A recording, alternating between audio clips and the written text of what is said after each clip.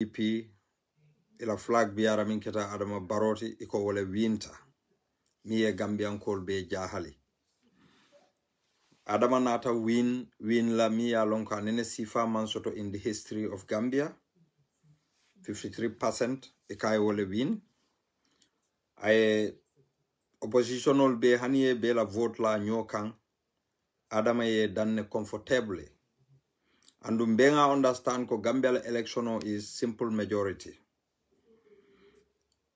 yo so lafita nale nanga wokacha bao case nyin tata kitiola Supreme Court because UDP petitioner safe ko ma election result oning ma accept mbenga o video jele when Esa Fall Mama Kande of GDC and His Excellency Honorable Usainu Dabo press conference press release of Bondi together at Honorable Dabo's residence. So, but all of a sudden, Nataje Esa Fall withdraw. It doesn't give any reason. Munea thinna, anataka withdraw. Fon natana leak audio lumoi. Minul kaitandi Esa lako. It is better for you not to be part of this petition because it a 2026 you are a potential winner. So ni isonta ka fight for this, which means you are fighting for UDP. Esa Fall min lota ako ay Gambia leje. Akamang moje, but ay Gambia leje. Gambia la condition wale ate force to run for presidency. Esa Fall ye minfo. So, but ninata Esa Fall je a fintita ako ay election o nying condemnle among songala. All of a sudden, nata je Esa Fall la supporters minulia lonko ikadiamu Esa Fall fwe ka faiko you are fighting for source. Which I'm all disappointed back. Wo audio Gambia bele all moy.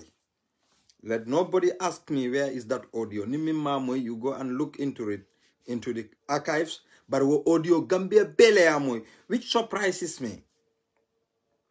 Because ninga koro siroke follow. Ni Esa Fall la mol kaiko. Ni ye nyim petitiono ibulate no kan ka fight. You are fighting for UDP and you are fighting for Mandinkas. So mbalo nako oto Esa Fall. Let's go back to Esa Fall's track record. Alia remember le, biring Esa Fall be political kumaskan after one of the areas around the Combo. I je akafo le video toko ate fanamu man akate fanamu sociality badi ya fasa al nene o moy Esa Fall lale ala video to woman kan audio the video lo moti around Welingara wo ma fangol Esa whom I respect very much. Esa is somebody that I admire. But Esa as a politician, I didn't support him. Because lungo minna Esa ba a fangala political ambition nying aba unveil la fanang he made a blunders there. Mbaju be kanne. Sukutan Nema, thank you very much, Lamin Mambure. So, wolom nyinti ko alia remember le ko mankan lakang. Mankan lakang. Ntetinal, I have no reason purunga mo tumi. So, Esa lungo minna bala political ambition nyinga ba unveil la. In his speech, I kumal lefo. Esa tonya I believe ta londo la andu londo babulle. Esa I believe ta makoy la andaka makoy rokele. Bari Esa wolungo ayayi tandi Gambia bela lako atenyo londi tio mantra presde ya nyinin kan. Atenyo lawyer mantra presde ya nyinin kan je ayakumas abe berofay kan minul mu lawyer ti wol fanal ba nyinin kan. Wala na angalel ko if you live in a glass house, do not throw stone to people outside. because ni retaliate e be la weri bungo be taylale bari moman na danko chocho nata wara esala karolay kay ko ibe fonko le use kan ye TRRC and victims ye wolle use pour la political ambition la esa yo deny ako atema wol use ako andu secondly ala doko banta TRRC le as a lead council well mbemi fola Gambian kole esa la run for presidency I write shortly but morally esa supposed not to run for this 2021 presidential election simply because of TRRC kuolong. Yeah. You understand? Ablai Jabang Nyinala, don't mind him. So, but as I choose to look for political office,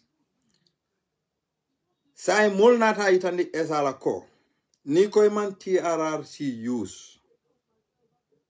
Why can't you wait till 2026? But esako, I Gambia bitaka nyaming. He cannot wait. Which I ambition sort to help Gambia. This is fine. This is very fine. But for SI Minfo, ko I Gambia leje. Can we believe that?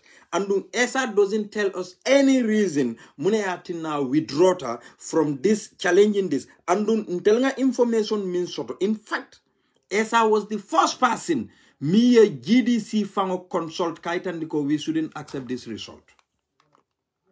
ESA file. The intellectual lawyer.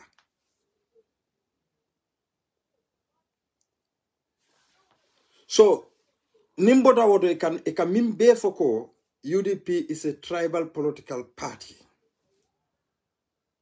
Yalonte, ntenga wo fom moliele. If UDP is a tribal political party, nteka mune nyini je because eka foko tribal political party mimu eka foko mandinko le tamu. So otonte nka mune nyini je.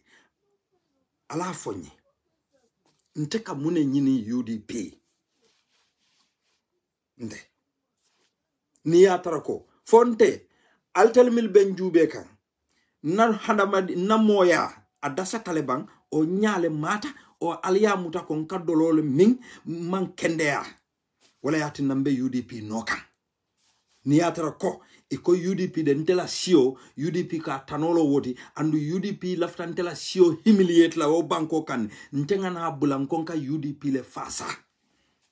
Gambia nkol ali mirade nimman kendea wala yati nambe UDP no madukara la fonye please lafta mokli ya fonye drum just one person ni yatra ko nte musa sedi nte mu fulolati te nte ninte man kendea wala yati nambe UDP no kan lafta only one person ya fonye yes iman kendea because UDP mu tribalist political party leti wala yati nete be no kan lafta only one person ya finti waya fonye bao ntela bulo UDP nokan ngalonko UDP mu political party let mi ya lonko they have the best policy in that country and ngalonko UDP have the best quality leader minse wo banko bonde nte nga wolonne bari na intellectual le ka finti sign wolle ko ebe nafikiala because fente they are looking for political position e koy kata dulal to ka foko mbadim fulolu koy silatale because of UDP ko la mandin ko la aggression on itelu hey fulolu billahi wallahi tallahi albe kule kumas kan alte mim bannola wo banko kan alte wo banko jakasela ha ni fula mi mallela Gambia di yala yalo ne bota daminde bank momo ni la banku di yalo. It's obvious. Kafo moe ko manke banku demuti wo make tribalisti. Kafo moe ko manke banko dingoti wo ma tinnan lako ite lafta xenophobic action on le kala wo mari wol al nga tonya fo nyo banku wo banku dingola bala.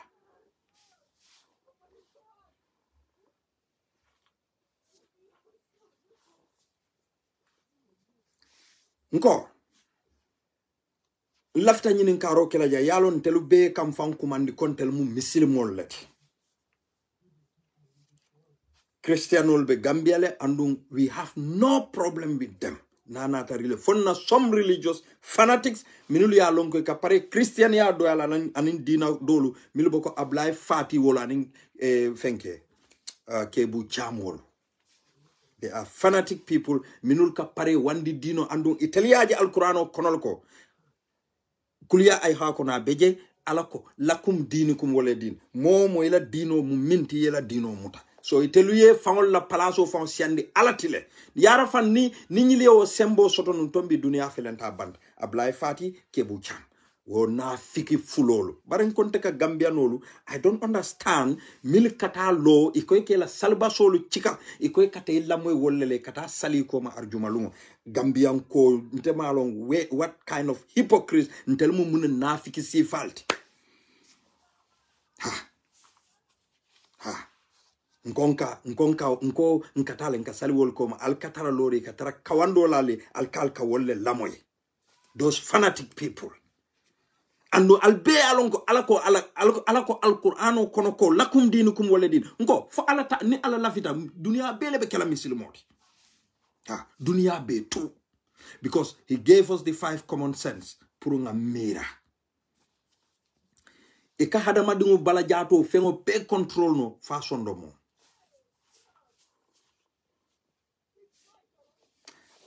Camara Dungubi, I don't know. I think it is better you go to somewhere else. But stupidly listening to me and you are telling me, can we hear something? From telling you to stop putting it on Facebook to enlighten Gambian people. Go and listen to other people. So I don't even have time to waste on people like Altelumo Sifal. So Mimbije, Ninko Banku Diya. Wo ustasolu biribe Saudi Arabia li nyinin kaban Saudi Arabia ni tata studies la Saudi Arabia ni la karango ni la studies a holiday soto Saudi Arabia government will prepare a ticket for them puriyeteya because they don't want them stay la Bangkok ali nyinin karo ke dunia be tu momi mawulu Saudi Arabia ay Saudi Arabia passport or produce kate naturalize the Saudi Arabia ali mo kilinda mabon yalo abasi silla dugare ngal dan alla Chinese kan safola malo munom nyinti you are no sense dugare gebade de ngedani ala kan kilaka ni ma safe no angale kawda safe arab kawdo walela kawfon ya safe odo bro maybe sorry no bari kam mi foto angale kan de ngedani la ak alay so Saudi Arabia ali nyinin karo ke ba jumale nene kan naturalize Saudi Arabia ka Saudi Arabia passport so ali tele ustaz na fikolu nyinin ka ba ali nyinin ka ni yatara ko ikoy ka lobi ikoy ka fo mole ikatela o kutubu nonsense o ke mole ka fo mole ko ala e min tambindi nga bula noma ala so fania kan alafta nga bula marino kan you see these people are they real fania kan iko nga bula noma womo kilingol le lota jande ñing almame fulolu fango especially ñing almame fulolu foytel le man lojay ko ni momo ye president soso mansa kewo min nga sindi iko akango nyanta ko kundul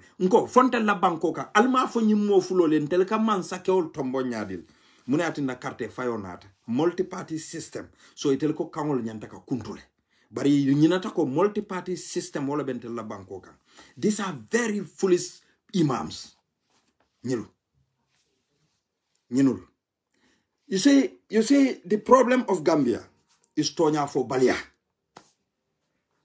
Mbemela sofalalde nte al sinte nene no nte se momo fanan neno no momo fanan sinte nene no bar Allah subhanahu wa ta'ala nte ono neno because sondo mo nying hani ente samba yembula dinkole kono wala yembula presine wala yembula dawo nobody can control nsondomo ala drone yalo mune ben sondomo kono you say ka nyimmin fotenko ala e momin tambinde ala e momin tambinde yale ka wolef iko ala e momin tambinde inin ala nin kila tema biritel fango e barola risolto moy foi ma fo foi ma surprise Rasta King Rasta King, you're a good man. Don't respond to him. Yalong, these people have no other thing. Imang home train soto ila alfal me kulu ye dalindi nendirole ye wole jela alfale falke balu nenge nyalal. Don't even answer to them. Please, nye dan, if famalu, ike bamalu nenge nyala, because if falke bali joyandile, because if kamera ko fenne be telebulu, so if bal katara joya ke kange falye, wala ya tinne mandali fenna naman ken nendiro. They cannot make any argument. It can nendiro dronek, ibende tarla janne. Yeta molu nyininka, who is Musa Sedi, Bake. Yeta molu nyininka Georgetown, yeta molu nyininka Brikama, Wulu Tadani. Ngana dindi ya beke Georgetown. Yeta molu nyininka. Ntebuka sila mola. I respect. Nga respect ko soto back. Barimbuka sila mola. Ama impossible fan. Yeta molu nyininka minuli yentelong. Ifamalu me ibamalu ke sindile ke nenge itel fangolu nyala wala ya tinne mam respect soto na manke nendiroti. They are the kind of people. Alkane damp. Alkane hani damp. Let's move on. So now banku diya ntelema more discriminate. Na banko ka lafitale ni momo nga siwo banko kan kaira nin kaira. We all have peace. Yela hajolu topoto. Bari bi ibe kuomin diandi ke fangolye.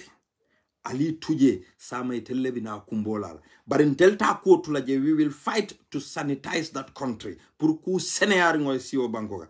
Ngamira recently lom Angleterre ani EU ibota Gambia mansakunda safela, especially Angalela Foreign Office, kaitandi Gambia lako.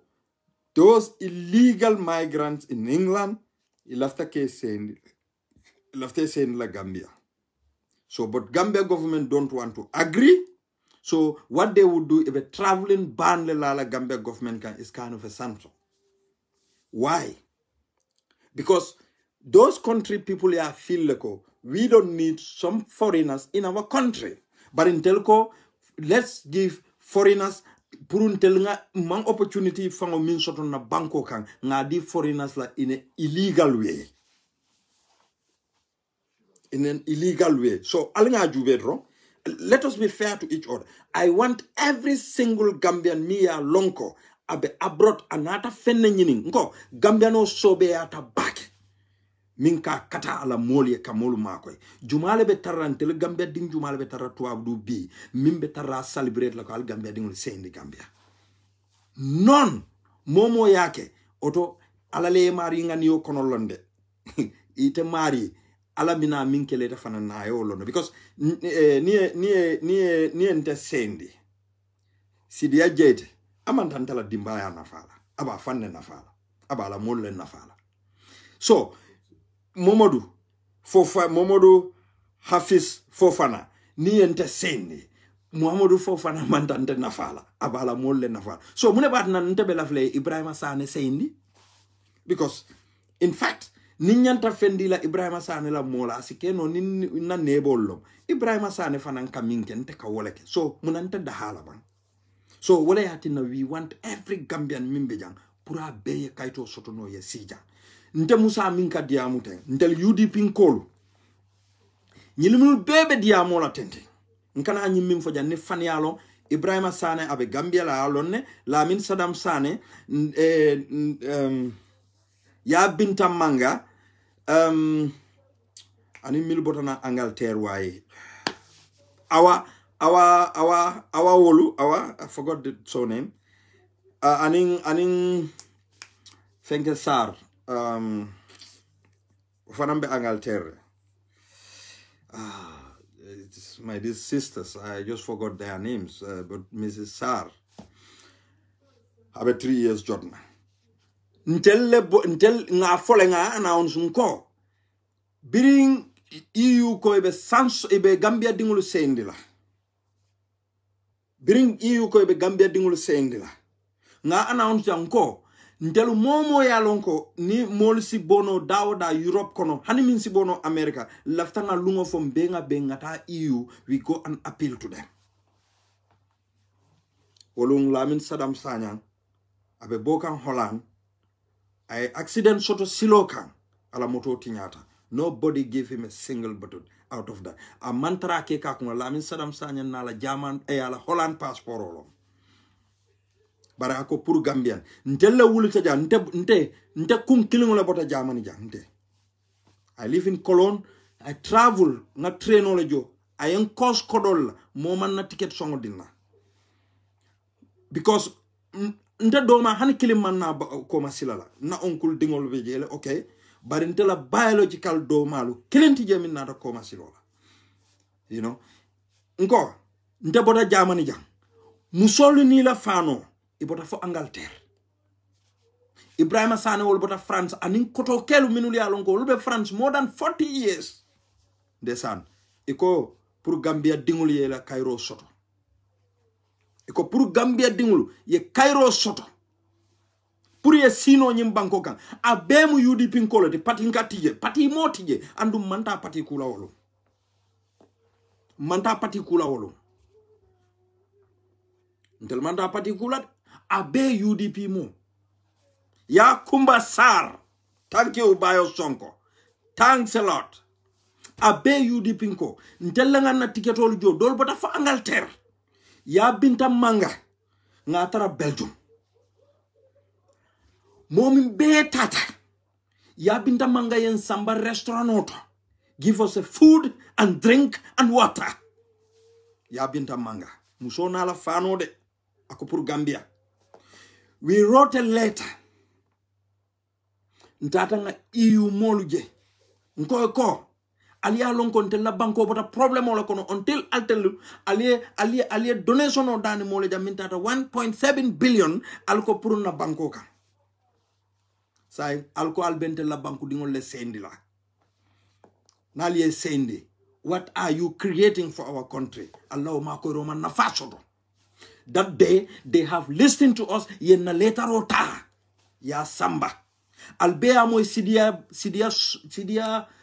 jatalale ako EU molye invade le ko pour baroye nanang anin EU anin German la president o mit anin German parliament e mit ako baroka e ko kotoke alta si ali nyal kasi albea moy le sidia jata yafo fatu network albea moy le député do kianna député o yafo mimbe kering albea o moy le yalong bari ntelma ke pour kam fango fintindi ka fale kon telefanalu tatale nga nyinke. We went there. Bi wo mol nak dolube NPP ikoy kan nenne bari ntema ke wol kama ni ano yenneng Lamin Saddam Sanyan na motole tinyata wolum ay accident soto moto tinyata he could have lost his life that very day. Gambia alko UDP nko lombanko tinyalalti. Intede, I'm a bona fide member of United Democratic Party and nothing would stop that.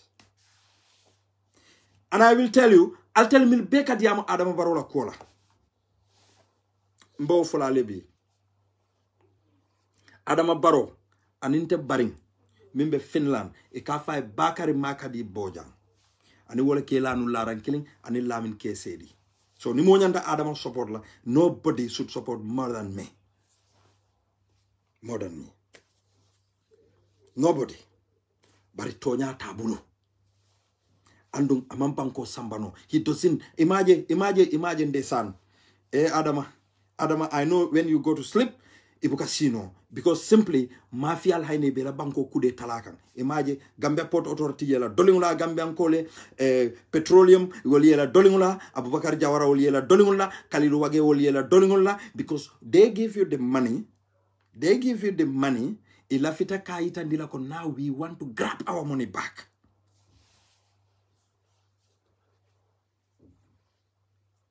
So I will tell you one thing. Lumo minan telu tata wo EU to when they listen to us. Ntelu faulu man believe. Kontandrim babotaje. So, mune bati nandla, ntelbe o struggle beke kanjang, ntel ko nyata no lonka lunta ngol jenna banko kan. Lunta miya lonko. Ni isitante la banko kan. Ebe Cairo drone sambal na banko kan. Mune bati nandla, ntelbe ol head la.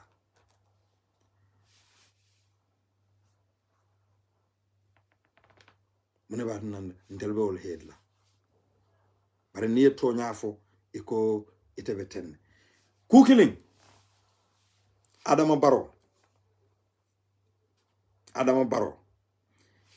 is the president of the Republic of the Gambia jannabe kalindila andung hani Adama Barrow kalindita this election yaitandi dunia bele yalong Adama da wala tinanko momo Adama du nyinto do no be able because abafola he will say it ali lamoy ngamira birabota nan Nigeria abe press conference wala State House ay munefo ako biriwi ikate ko ite nyinke no nyaadi le sa gam Africa fa mina carte fayo ni la no yetere bulo ngamira yolefo birayo fo fa pareta ngamira ako Buhari fankare bari be sambala kiti yolal ala moli kawo kuntu yew kuntu ala diamo konole yew kuntu ala diamo konole ngamira barole fama fa ko Buhari kago bari le sambala kiti yolal a free, fair, transparent election. Mune adinete tata a visiting president visit. Oka fuete ya yako bari be sambala kiti yolal. Yeah, we are not foolish here. So that one reason not. So Dr. I don't know whether I will be able to see the name. He was a former Secretary General among me Secretary General yala the Adamala government. Let me check. I believe because Ngala Funko. Among me Secretary General yala the Adamala government. Alin Sodomandi like nga search. I don't know whether I'll be able to see him because Ngala Funko's aha. It is Dr. Chorno Bari. Umar Bari. Minko, when he traveled to is this man. See him, Alajube. So Ako he traveled to URR and NBR to meet some fullers. Ako fulol kaitandala ko ni intelu nga karteo final 2016 mama kandele but niaje 2021 mafai mama kande because malafi UDP win because of ila na mandinka nebo sol mil bembala how they ila aggression. You know, it's a lie. This man is a doctorate degree holder, PhD holder. Look at how ignorant and stupid he is. Very stupid man. And akaka fulaya le fasa tente. Fonyene la fulaya bente nyato. Fonyene la fulaya abente nyato. Biloma ay tariko tana ako hani kabirin jawara la wato fulol be baraka. Nyinyo wulo, nyinyo na bari ala. Sadawda kairaba jawara abe tonya dulambe fanya dula. Alama nemo ni kafaro kila. Nkale nyim fanya fola sifal jele. Ale nyin nafiki sifal jele. Nyille ben na banko kam bilomi balon na ko fulol be pataka wo banko kanne. Allahu akbar. He ni fulol batata. Muna nan tel fama ale mandinkol nyini. Ni atako mandinkole wo fulol batandile komin itel kam min foko fulol batata wo banko kan. Muna nan telu fali mandinkol nyini. Because nda ba ma mandinko leti mfama la musudo biye fulolo moti mandinko na broda do beje mfama la musolo ma abamati no jola lo moti ha jola mandinko fulo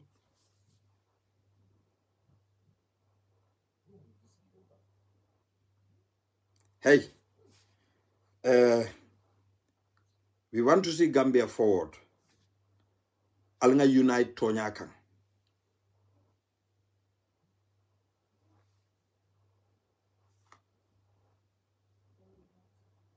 Alnga fenke Tonyakan. Alnga lo Tonyakan.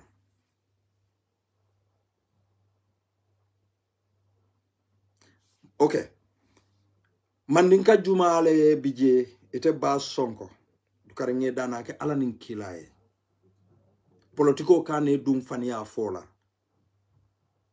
isalonko bi ibe niyola ijato be kendari yamira ko symbole be la mote kunolele isi fewo fen safe no Facebook oto na manke amari be fintila rek aye kajafi walla ya kajafi walla ya nenga yenen wonte imire la saya lungola ini ala nin kila tema ite famu mandin kolete fo jolala muite malo because sonko jolal bije la sonko mandin kol bije bari ite fa taya nyinin ka al kaka kamfa al nga dimba fa nyin si ko nimbe fanyani nafiki yala al nga faye al wo bula politiko wakana tinandila ikoy benna banko tinyala Gambia is too small 2 million fango masi ni ye census kendok census la lu nit bukata si warga si dulal to kila formal feel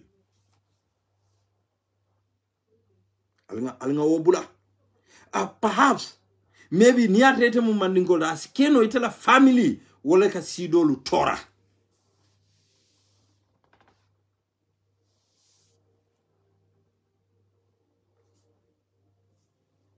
This is not about divergent view. I believe you people don't understand certain issues. This is not about your view. This is not about your view. This is totally wrong. We both have to come out and condemn this. This is not Gambia that we know. Because mola hate. Equate mola hate drunk. So you don't want to speak the truth. Bari kulli nafsin zaikatil maut ise mirela saya lungula ba sonko wallahi billahi tallahi ikoytele be kumo tonya yandikan buta bebulu. I don't know who you are. I don't know where you are. Nim pareta mbe sajla Facebook or tole who you are. But I am ndep silatete nyale. I don't even want to know you. I don't want to meet you. I'm sorry. I don't have an answer for that. Yeah, Is there thank something you. else I can help Ha, ba sonkolo. Yeah. Yeah. You don't have an answer to that. Yeah. Even a device is telling you that.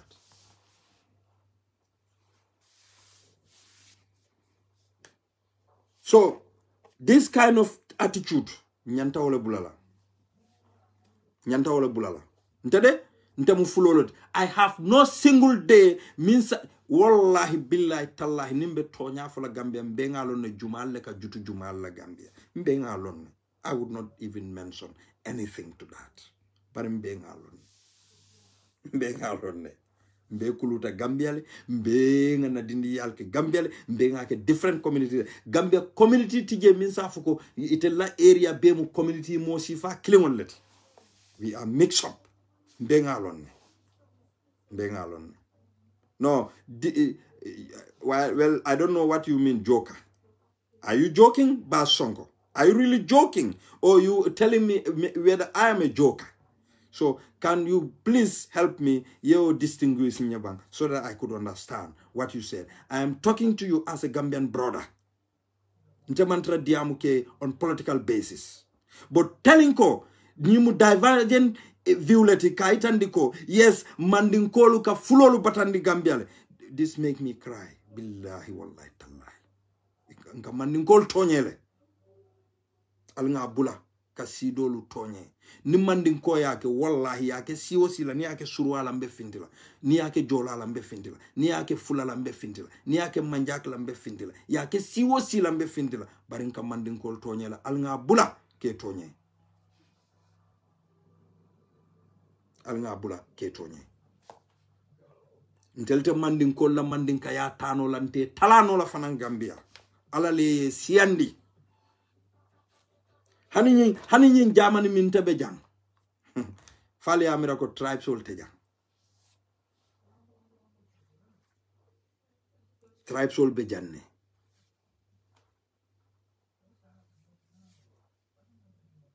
Tribe sol be janne.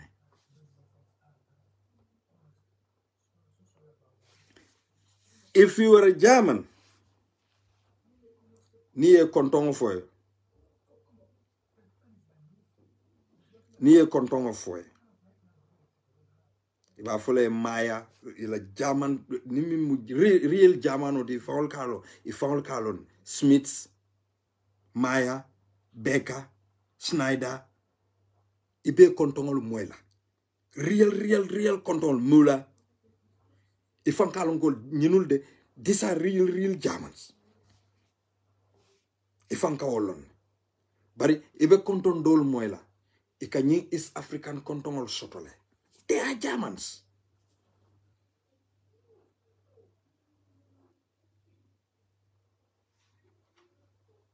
They are Germans.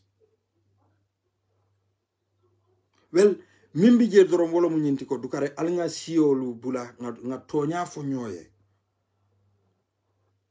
Sio bebe mandinkol tonya kanne.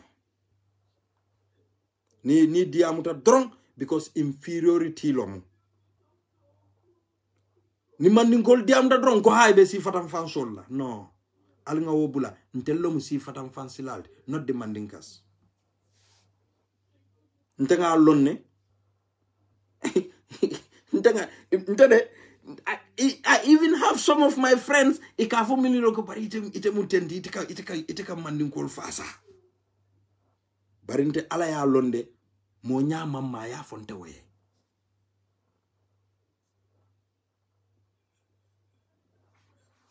Lamin Silla it doesn't matter sarahuleo le UDP law alta sarahuleo lu nyininka.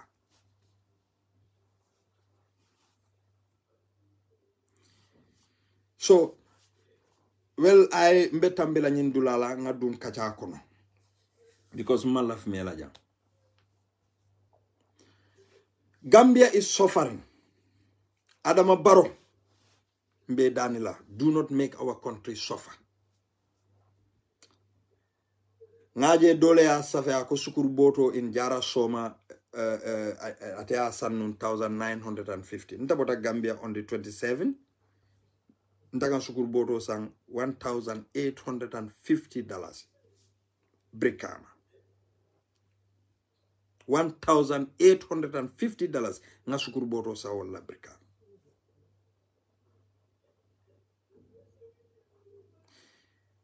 So fengol la dala fa Gambia bi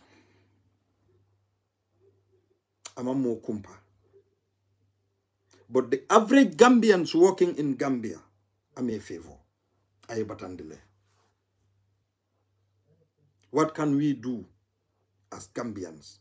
Purkawo stop. Well, we have to fight for corruption. There is rampant corruption in that country.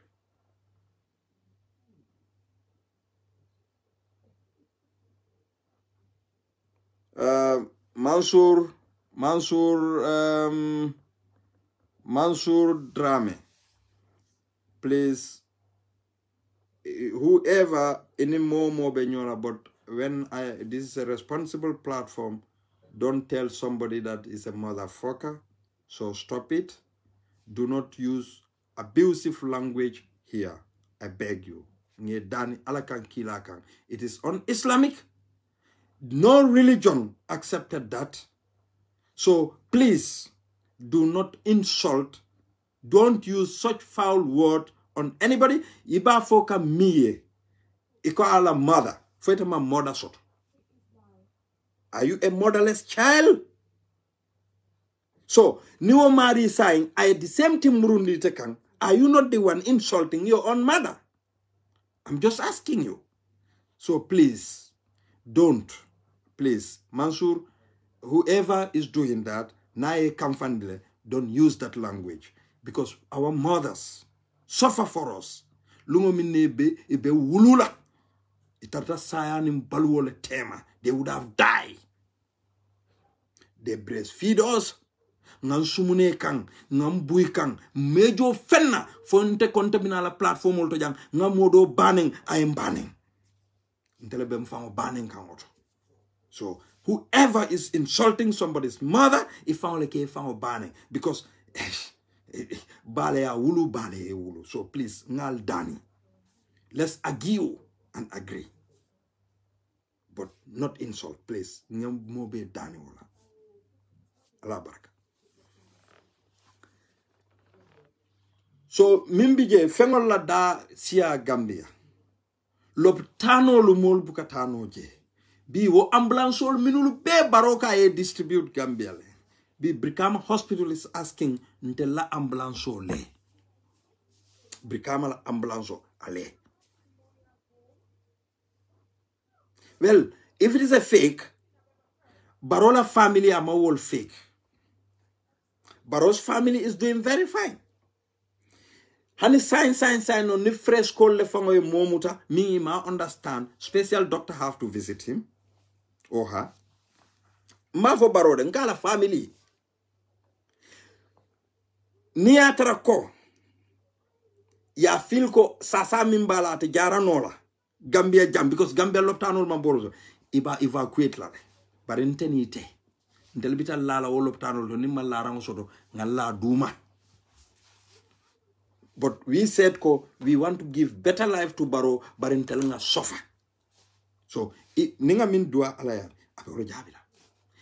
Gambia is under punishment because of Tonyafo Balia Konantea wakati na mobuka Tonyafo moka kodi Tonyala ikate laika sino jumale ka sino wato kalamuta nibe sino la ikatara minna hu jumale ka kalamuta fwe malon ko musayalite ibuke mira wala ni say ni mari te kerindu ini jumale be nyo sabala Gambia politikola oto alinga Tonyafo nin Tonya tan na kaburo kon. Nobody hates Barrow here. In fact ntelebe Barrow ma ko bi ni momo ye ben soirée la moy ben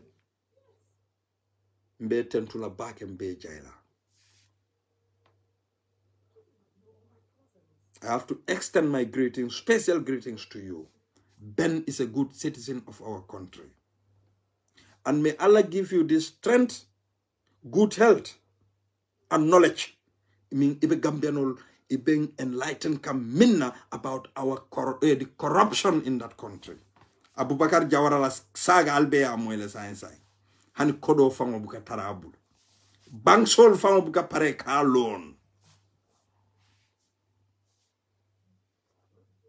But everything will come to light. You know, we have been saying this to Barrow, but Barrow doesn't want to understand. The mafias hijack Barrow.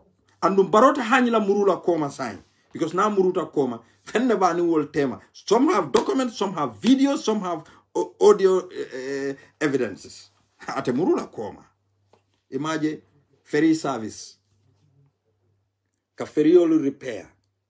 2 or 3 ferries have to cost Gambian people 30 million euros. 30 million euros. 30 million euros. I'm not talking about dollar. I'm not talking about dollars. I'm talking about euros. 30 million euro they're going to repair. See. Allahu Akbar.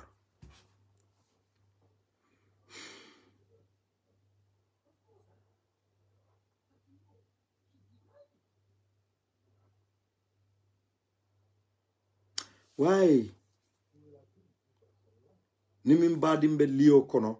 Oka badingo fasa fani akan. Albuke mira. Nilungo minna mari be laring ya landi. Ya kasanke. Al mo kendol be. Nenanga bade do aten Gambia. Amari be do kola is a revenue collector. A banta alama ne manin kafaraga mo kende ba mo bete ba a banta ya samba nang Brikama la jaman bato ñim metal de biri ya samba nang je mol diamulal siata diamulal mo be nata mo nata ni diamuta yala kende ya fo bar mo mala salof almamo brindiamo futata almamo ko ha mo kende balom nyinti mo aliyala kende yafo bari lafita mim moyla fo aka salibam dewo keta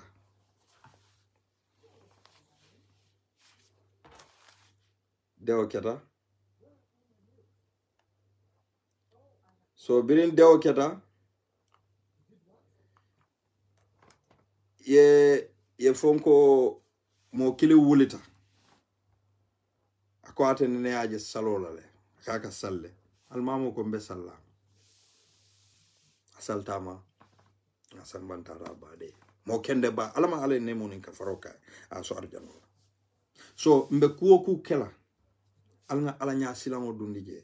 I am telling you, hating Ousainou Darboe wotete mari nafala fenna te nafala fenna.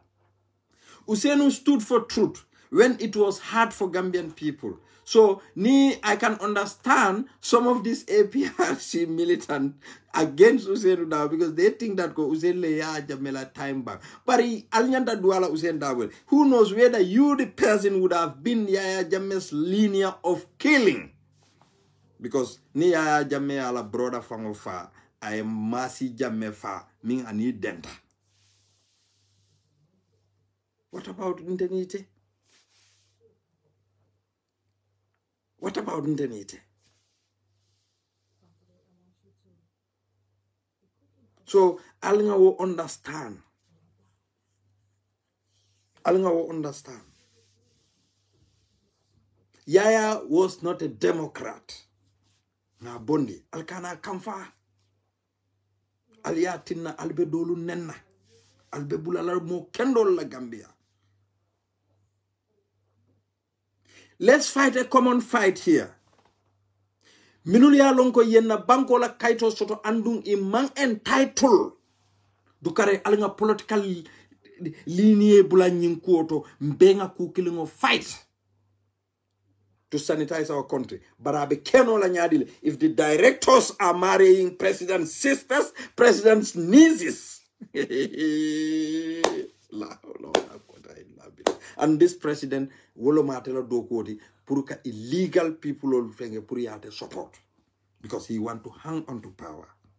But I have seen the family friend lomoti. Wallahi. Mo kende ba. As a momo marry nole, he is free to marry anybody. But in kaminfo wolo mnyintiko. Ethical issues lebe nyinto because morality manke kuti mi yalon kanyanta mbeba moy kanneko the president is supporting illegal foreigners pour register Gambia and pour Gambia la kaito soto nimimbe immigration director sa mbeka focus wala kan bare nata muneje we president la sistale futu in the time of that mbeoku kelola watu minamba fokan I president la sister futu yes I write soto la ya futu baralimbe nga jube jamani jam ni na debe sukuro fango kono ibe sukuro kono jam asylum o kono taya ala fonye the whole of Germany albe momin jela mi ya lonko it's working under Banff wala abe fonkola foreign officer leto yaje ko atata kaka asylum sikale futu auto abe resign la dokol because na ya futu dron at wolte sonna fanga ni dokol fanga so ase futu no la right lo ase momo futu no but na ya futu abe dokol bulala but why immigration na director well when people are talking about ko nyilbe kaitol le dika molula nteka nyi mim fojam. A Sierra Leonean voted in Banjul. Miya Lonko. President permit le babul. Aman naturalize. Sierra Leone muso bejele. Miya Lonko. NPP la molia lonne minulu tata kang. Puraye molu bondi nanun Sierra Leone. And each of them muso nyi man sonde. But ye Sierra Leonean olu minulu register. They give them each $10,000. Why? So Gambian call katay ka rang register la albuka hani jiodi wala o register la puriye mi bar alka molu sambana alka 10,000 dila puriye na just for what puriye karteo damma fayaliye. Are you definitely helping that country? So alkal sonta wala le puru wolun tangolu wole si banko kan ye fenkeje ali remember Congo la ban. Mbal remind la Congo la and in Central Africa, Gabon. Umar Bongo mimbe nun Gabon. Umar Bongo jineo mimbiye. Alta alia history nyininka ikala biological sonte. Ay dimu sole soto. Ate fango dimu musole.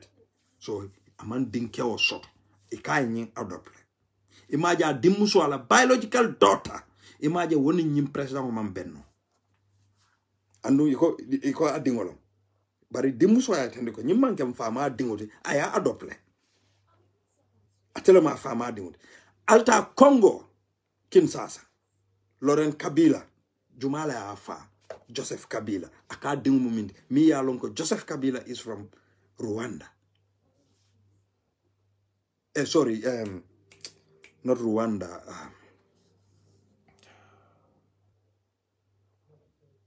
I forget the country's name alta alia wol jubeba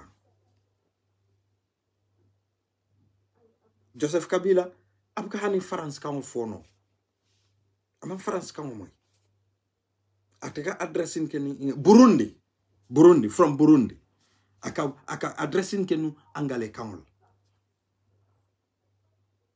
in a French country mbe min folale wolom nyindiko this is not a good thing albeya moyle DA jawo e minfo for DA jawo fana mu UDP nkolet this is about our country ntele ma foko nko luntangol are highly welcome in that country very but nko ita through the due process la it's very simple nte musa mimbe jamani jan nte tata through the due process la nyimbankunga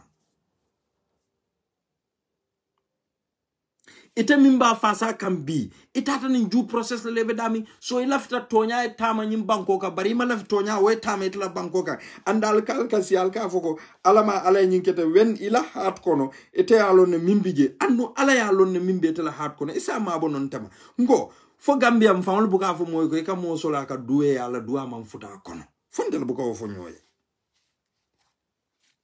how do you know kala duwa man futa kono because he suspect ala ko maybe amari mal la fila that's it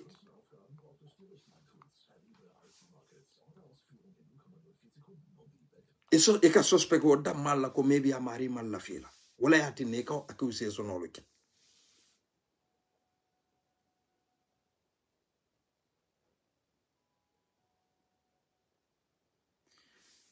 bari ni o bekata IEC Ministry of Interior ngamuta ko mimmina tonya sabadin la dabonte wolon Justice Ministry say wolle fawtata jenke mobe but it's not a problem Asan Jallo Chorno Jallo Mrs. Ba Mrs. C Fafambay Junior ntel naltel bere denta Gambia nardo aldingol etano England or America or anywhere yeta e karanje bara at the end ibe lafla na la Gambia al mamarigolo ibe lafla na la Gambia altele nyinke Gambia al nga si sama albina mune kraila in ida kullo kono o banke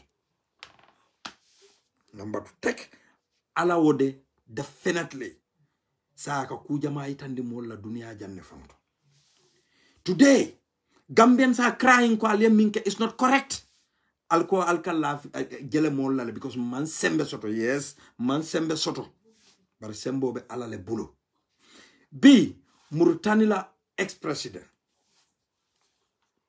min nata biri ya jamme be nunje na ni wonata weta Guinée Conakry la president bi wolbele ya rabbi one and only is God. He is the person more fengo mi ya lonko to tan konon tonin konon abe mu different the same meaning nko Allahu akbar to nyala be labanna yin sembo wonte bi wala be laring hospital laron kan hani kata treatment ola outside Mauritania government man songala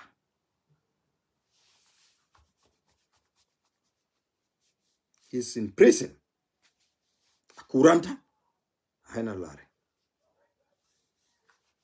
alnga sabari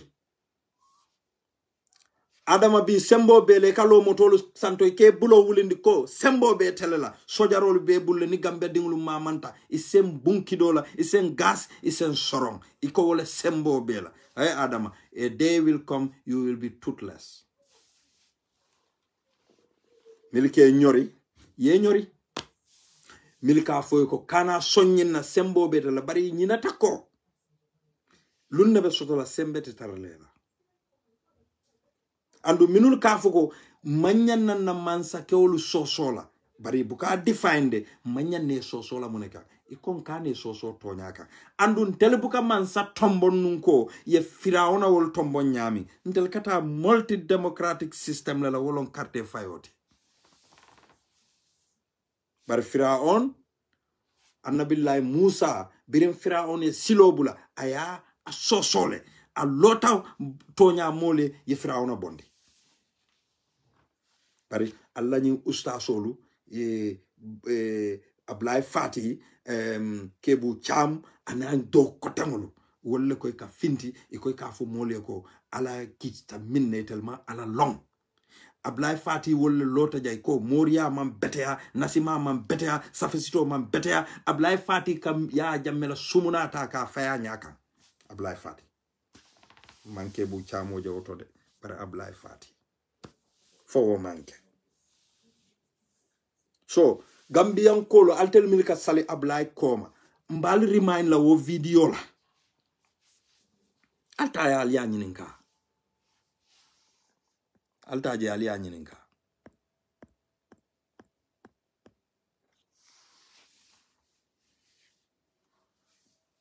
alta je ali anyininka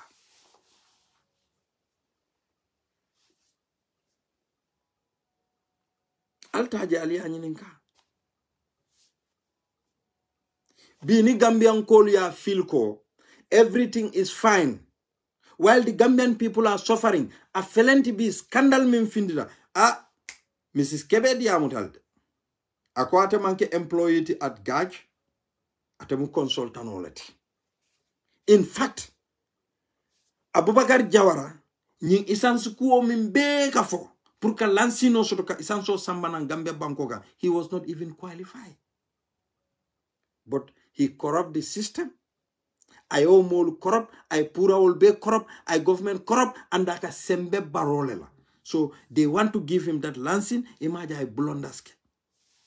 Bason conteni la mol be man travel no wolungon. Be ma travel no. But Abubakar Jawara di baro, walka travel le. Imagine be Gambia rob kan, broad daylight. Are you okay that ko? Are you okay? You know UDP manke kamfa kafuti. Bas songo. Biritala alfal deuta ntatalu deuta. Ya jamme be fala. Kebal kebori. Furo fanka fay buka duwo banko kaye UDP form. UDP man kafade. Alta UDP keldo kamfa kafuti. Sunya role keta. Min keta ntel maf. You back to the archives, yet EU la press conference o jube, minul tata observing la. EU. Kaya wolu jube. EU. Wolu fauli ya foko.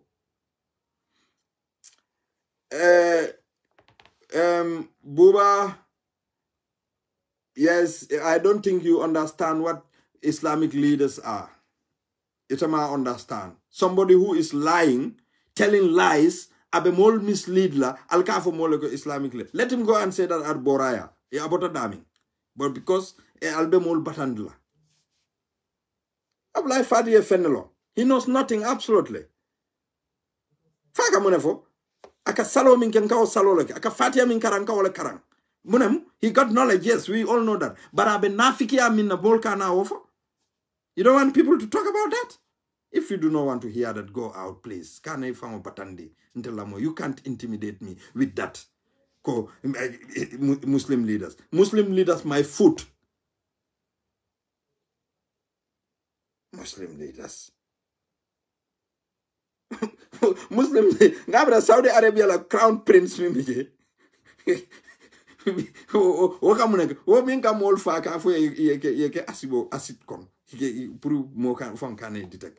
And we all Ntelbeka Saudi Arabia as our fonko. You know? So nge Dani, an Alman Islamo understand, go and make research about it. Yes, go and make research about it. You think more food will be fintilare, you can make a kumol for more like we just accept that? You know, this is it. Mimbije wolo mnyintiko. The situation today, Gambia is mbengajele. Imagine kotake, nyimbe is a sign of desperation. If you go to this eye clinic mimbe kanifing, wolu metale, nying Doctors Without Borders, ikananang, ikamolu mako, ika operational keye, nying katraj and other things la. Mo nene mamoiko, they went through Zainab Suma Jamme foundation la through that. But imagine desperation of Barrow and the family iko saying wolubina la under their foundation itelle ni wobitala banko bekan kamol nyal operate. Wobe iko momo lafta ka meld ka register, you have to contact Lamin K. Sedi. Nyimbe ibe data collection lala, preparing themselves. Preparing themselves. Alaju bede. What kind of desperation is that? So that hospital for nailafta wala integrity le jindila. Because nte fanka bagasol samban wolop tano ele. Nya klasolu. Mol kanda ni nya klasolu mbuka sonna dile la nka samba hospital nka fo ko nimi lafta la taje ye nya test ni ate la size lom ya dila barika chika ka dila tente o kala maybe ase nya tinga. Ha wolop tano sinya fula nka nya class Jamal Sambe nka dila. Yes.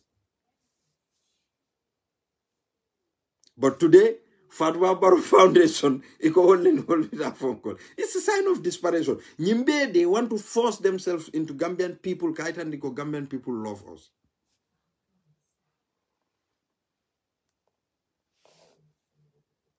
Nyimbe kake olekam. They are the most unpopular presidential family in the whole. Little things they want to take that credit by themselves.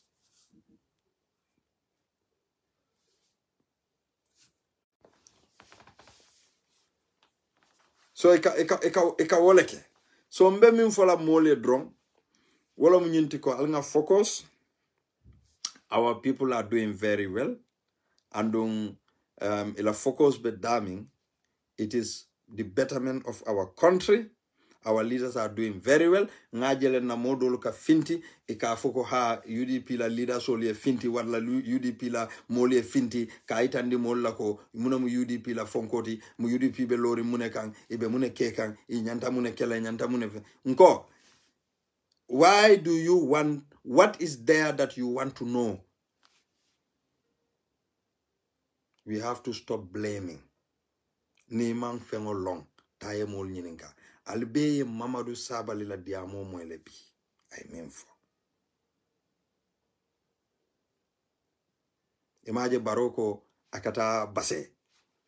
Akata celebration. Let them go and celebrate. Let them go and celebrate.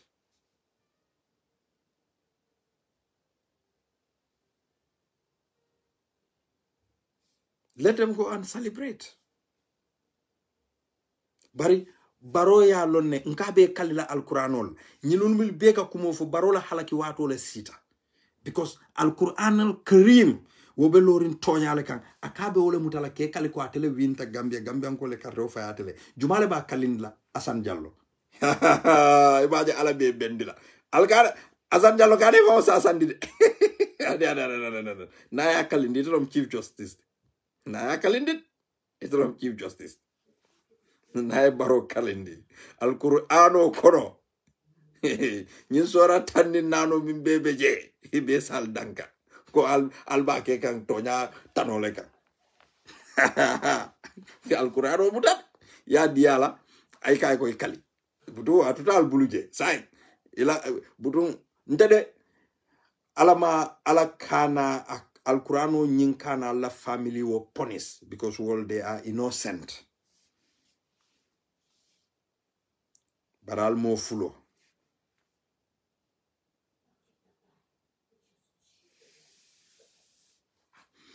no alsan sane nteti tala no fania kalindir dulato alqur'ano sembo wara bata otile nteti tala no, but thank you for the invitation anyway. Thank you, but nteti tala no je because nte malafayeng affect malafayeng komo affect dukara nge dani ha nteti tala no je naltel bitala alta ha yama yo nte bota Gambia la sa lo mbota je nte muru no la ndel mamba bungo lono masise bullono ndel mba feñol le bari de ndele mfangole tiketo san tata andu mfangole na tiketo san nata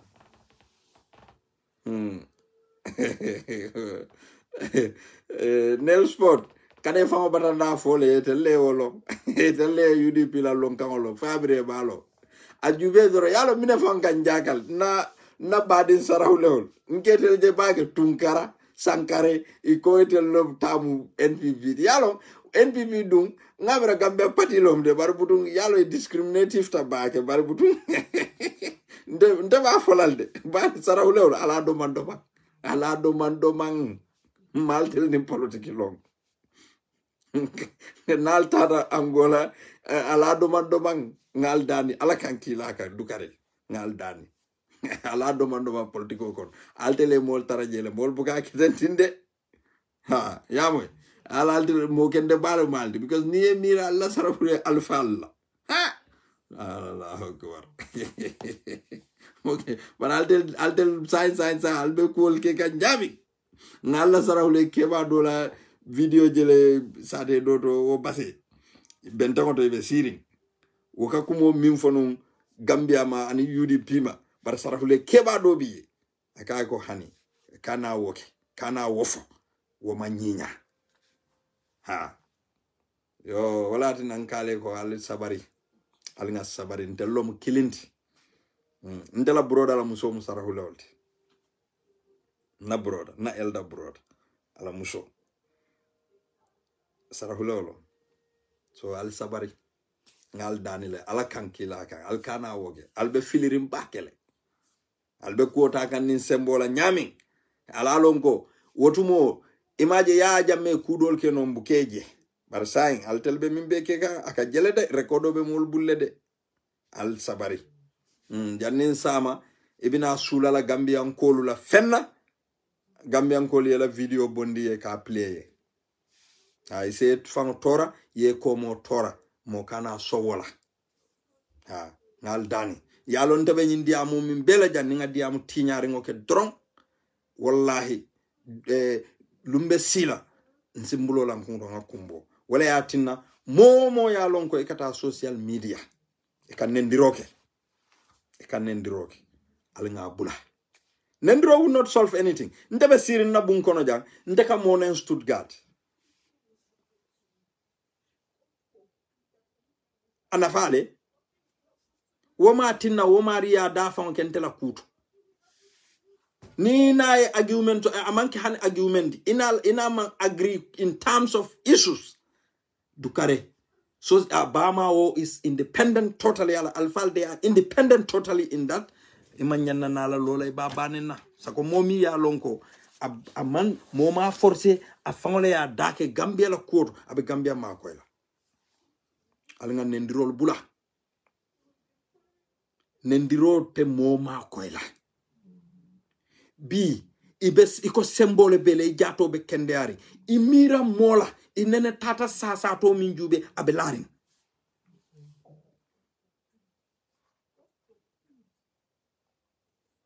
itata sasa to jube de abelari fango momi long sembo bala jato be kendari bar ni lumi ne tata juba abelarin aka fogo nyindina beminna mbeke. How do you feel about that? Foy malon ko finance tarano opposition to one day. Bare hani ite ko be jikile symbole la ni do moroke kono fata han pour ye ala tentu hani ye jiomi ikono fata iko ite ala tentu la ite mari kam muneke wolom nyinti dro ye finti goy kata molle ne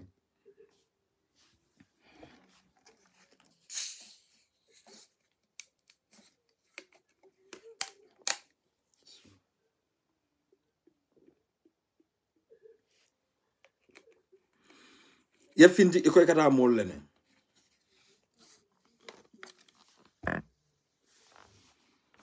al continental bar mode e salon ko e follow mu mollati e laba mu mollati pour molé na loy koy ke jubele wallahi benen di rola ni ko dunte ni molu tema there is a place in nyanta o sol fla daming nendiro manke wote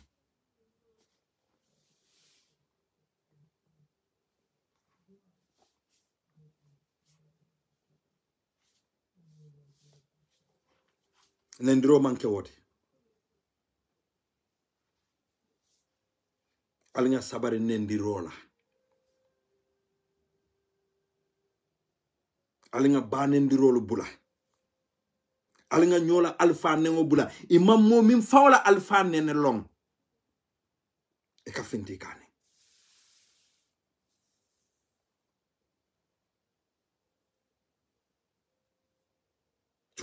jumale be o kenola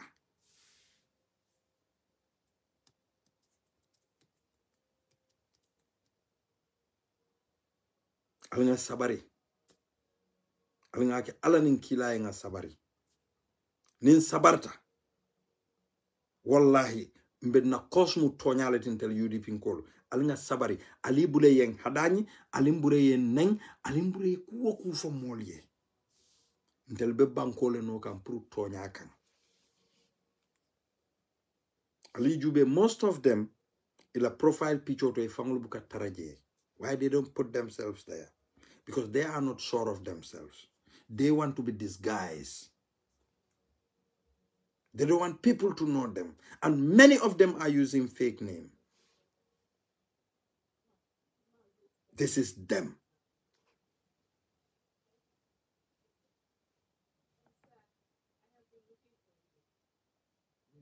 This is them.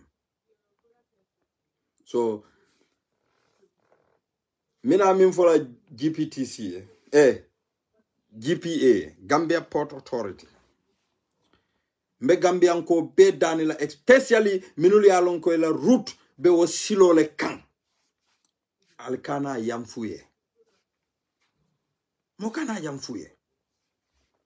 Ibe nyimmin bela. Kodi sunya sanjano le be caring. Bao ni Barola sister Solman Siasa and director milbe ol futula so that they can get closer to Baro. Yetala nisi sol no ka ni oman sotono sa ibe kule kelaye mi alonko. They have to get the recognition from him to pressing him.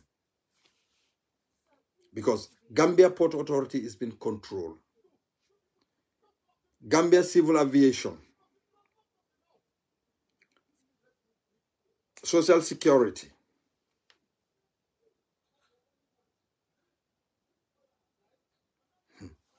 GRA, Gamtel.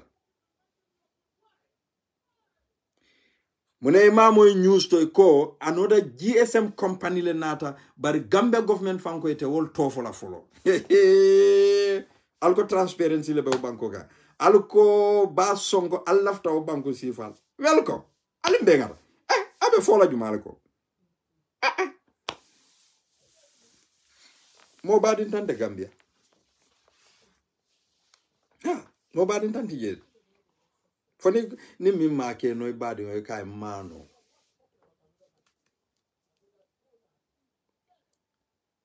But molbeje minuli alon ko ka Barola support Barola good governance ko Baro a good governance sort ko Baro is doing everything wol ka sasa kata Dakar. Loptan jelle be Gambia muna be kata Gambia. Muna tinna bukata Gambia la loptanol foi kata Dakar.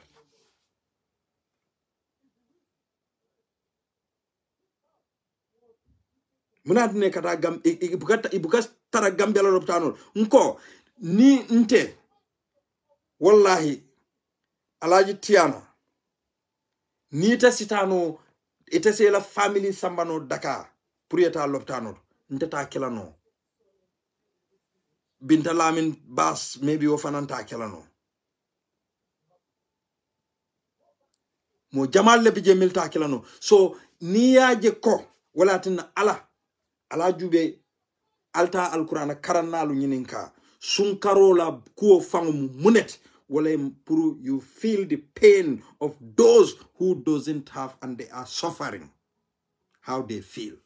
Sunkarola kuo mu wallet wala atina sungo mu feng important dimbal alako ateo joro tambindla ni malaika la aka fangole be jola la directly because fate le beje monante fele na bun kono jak nsi domoro ke kono e fa na be mbulu nga findi nganda fitan kalem be sumdinne bari modol bejele wallahi hani mburu kunto hani manu keso mano ate bulu andun dimbaya tiyo lomon fali amra wala mu wol fana la westi ba fali amra wala mu wol la westi ba alnga sabari alnga fil mole minuli alon ko e ma soto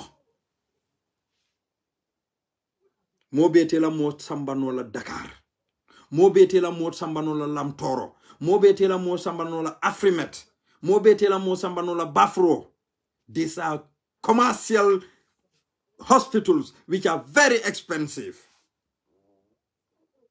We have our public hospitals. Munatine te boro ludila wolle te wol ikubla.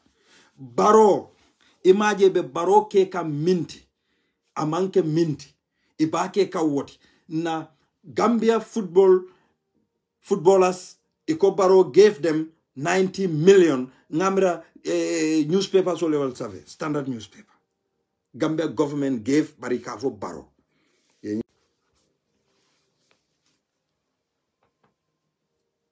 ye nyine ke jang ye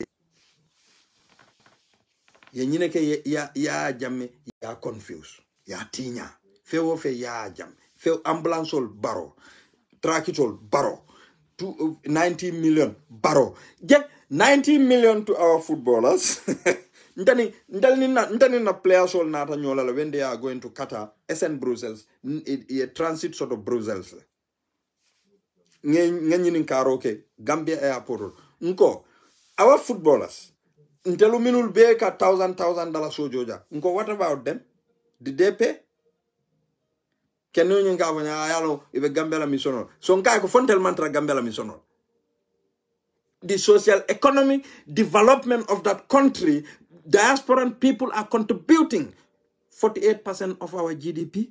They still don't see us as a contributor to that country. But it's $1,000 soju. But na player sol majo. Nye nyini nkaje nkoiko. Alla 11 million odum. Alia soto leban. Ikoe ma soto. Sarahule kendi ngobiye. Atapita ka no way. Abarata konye no yadila. Oko ko yadi juma wolela. Nka ko je sign. Iko yadi juma wolela. Ayede. Nka ko fobiri ba dilele ya kalamda. Ayede. Nka namo akonye na. Nka alake ala nkila nga tonya fo. Ni manke ko ikamansala support or ikamansala against.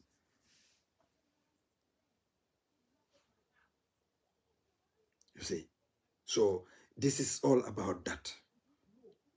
So Gambia government giving 90 million to GFA, the football, bari ikon ila contribution. What kind of contribution is that? Imanson nakakuo seneandi. What about that money? Imam fem for money. And Umbenga aloneko CAF is going to contribute to give money to Gambia Football Association. Federation now they call it. CAF be kodo dilela because they are going to compete in CAF. So, bari kwetele 90 million. 90 million ala fo mole aliadi mune ka mune kumu aliadi mune la nka mwele 90 million alanga mbadu fu player so le bonanje albe kumala mwela okodo fanantole yalo ngaw fo bi albe kumala mwela je fananto let's wait ngoy wolef. This is forcing themselves pour que recognition takadi parola at all costs. Bari mbek ngoka. Well, Ismaila Cisse ngeki baro sutolde baro e pick up lady. Bari ila CA molu. ila CA molu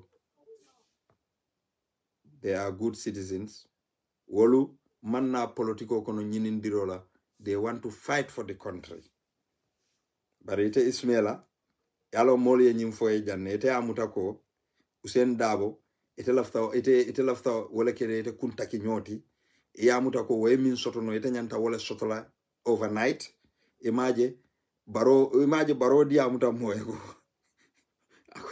ako ite min fate ko ate mal londi soto bari imaje bi ebe ngani la noma ngamoy ay moto le di la nak ani kodo bari butum wotute bulije fay moto di la fama ko di la wo mankente la affaire bari baro ka kumale foye made yalo mol ko elo ko mol kasi baro balal bari buta be buluje sain taje yalo ako fenke se kumbalo kayle machudo ako lo fo mole sain tenade jumalo machudo jumalo do ko la jumay baro tante Gambia do ko ti nak italon president oti yes bari tante Gambia do kuti de fana nyanta ko wala understand because it come be se kumbalo wolma mfanalte wol accept la because it is something be along it is hard to understand although se kumbalo wol to nyalo ala fo ite machudo amanya na kawoke mo manke machudoti bari bi te fana na do kundo imaje bi even hani ka iko yemin fo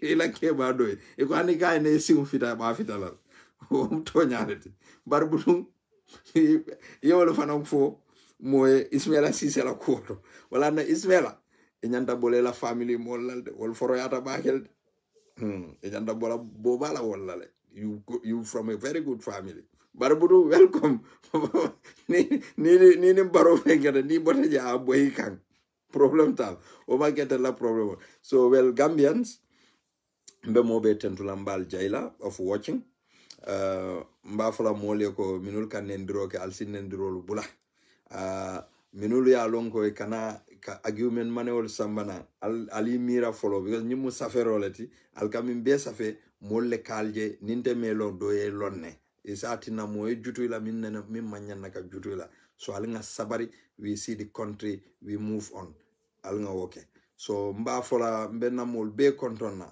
yes thank you enumo na juralo enubar be mo be tentulam be jala benna gas chairmano ma fode honorable ma fode chamba tentulam ba jala anala deputy Saddam na country coordinator solum be kontonna keba sunkun abe Gambia ni wating mba konton na bake mba fala la family konton lalo jeyte anina musu jadolu fatu silla Cissé wolu Aminata Ba wolu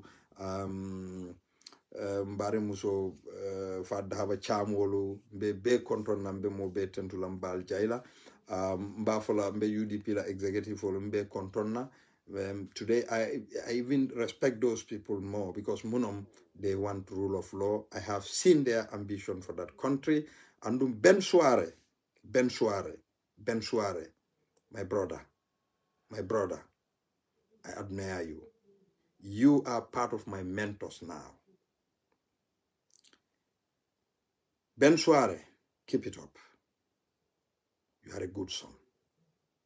It's a goodwill ambassador for Gambia, honestly. Ben Suare is not part of any political party. Bari, ike soutien di UDP la de bawo ni min ka tonya fo Gambia ka fo le mu UDP ngolde. So wo mo ala tentu balati UDP la karo. Mbenna musu jadol konto na ngajala njube do mandi ngatata. Alaji njobe jalo. Okay, mbeta la bari lafa jilal de alaji mita chande do mandi. I want to have family time. Okay. So, isina barikana mede jallo jere.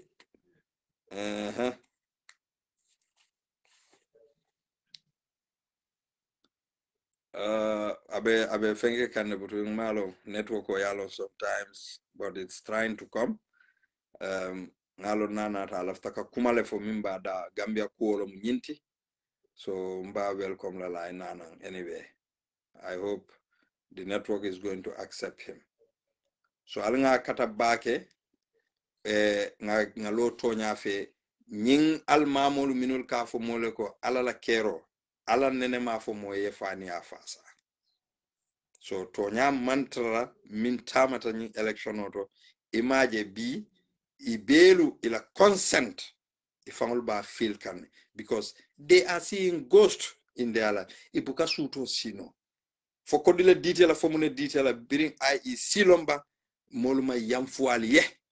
Anybody who support even more killing drone, hani tele ya mako hani kaito to pura ita Gambia kaito nyini in a illegal way pura ayada bula na election auto intede mahako tuye 1 million times. Because mala fi sama ndingo ni luntango dingo eta nyo sabami ya lonko wolman tanin silola. Luntango de na tata naturalized. What dingo every right soto Gambia. Na tata nin silola. Bari mi mantanin silola hani mfanalte sonna no wala. So Mr. Jallow afelenta manta andu lafta stop la janne so mbomo be tentu lambal jayla bake so Adama Barrow we are monitoring so mbe lamoyla andung finally sorry nyinata kuma killing ngajele Adama Barrow ala Ministry of Local Government Musa Drame ikoye commission of inquiries the set for KMC Kanifing Municipal Council. The witch hunt has started. Kanyine fale Gambiangol. Bari KMC resident. Ntamandra KMC de. Ntamandra KMC. KMC resident. Atutal bulu. Iko commission o ikanawole set. Bar central government. Na audit report jelle fintita. Gambia man sakunda buka diamu minna bi wolle ko commission or set because of I believe ko corruption on level KMC they want to go and investigate that iko ye Attorney General assign le pour wole investigation mount within 3 months pour a result of very good womu good example let ñine ñantaka ke bar Musa Drame you better set a land commission for yourself. Musa Drame, ite nyo mo koropringo. Ite nyo mo koropringo. Ite ka Gambia na doba musolu minulu ya lonko be batarin Gambia. Ika balu itaro min na dolbi jebe university joke dingule from that gardens le. Yo garden wol tay wol bul ya waf Chinese sol maja. Ya waf mo follow minulma. Biri nyindol nata wole mo moni jo ya busi nyindol la ya di wondol. You Musa Drame. Thank you very much, Musa Jammeh. We all know that. But in Lafitala ye investigate. Now bota je. So ni bota KMC, yeta West Coast. Ni bota West Coast, yeta Onyam. Investigation. But central government found na audit report olule. This is a shame. Allah. Baro bondim na Bangkoka. Andu ni baro be bola. Alama alay baro wanyar purasi koy Gambia bela so mbe danna janne mbe mo be tentula mbal jayla Talib raise up your head you will not be intimidated ala yalo nebe min kekan you are there for truth andu yemun la safela argumental to ko we salary incremental min ke council la salary la staff so la salary lo ale Musa Drame ni ñom mo furo nyomo furo akatu siri nuwo kodulal bajut akatu siri je Musa Drame wojo minister furo fawde baro fa la ngo bare ngata ni tama me ngale murtan la president jele bi abe nyami baro ngata ala baraka I thank you all.